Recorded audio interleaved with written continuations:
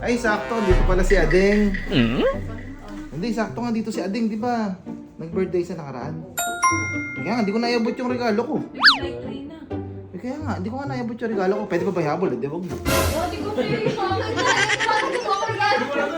Eh, paano yung 28th birthday na July 2 may mag- Ay, nagpunta siya nakapalit ng mga basaan. Ang saya doon, sobra. Ay, pinabalitaan na ako sa apalit. What? Basta may issue. Happy birthday. Kuya. Eka nga, it's better than late than never. Thank you. Wala ko malis din. Wala akong binili. Bakit? Baka kagaguhan to, ha? Hindi ka gagawin yan. Eh, syempre, birthday mo, ba't tatarantaduhin ko na may regalo mo? Tinanong ko ikaw, kung ano yun. Eh, alam ko, medium ba? Ay, yun, siguro na. Ano? Kagaguhan na. Wala ka talaga tumanaw. Hindi mo kasi. Tingnan mo. Hindi na po mo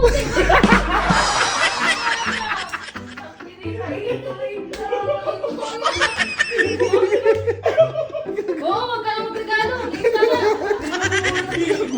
Bago yan, oh. May tag yan, oh. May tag yan, no? Endorse ng tatang. Umanin ko rin ka, mapapansin ka, gagi. Nakakainis. oh, Di ba? Swimming ka sa toyo. Di nung nakita ko kasi si Ading kagad pumasok sa isip ko. Ay, gano'n kasi yata. Asa nga, sampo nga. O, picture tayo, picture tayo. Dito, 1, 2, 3.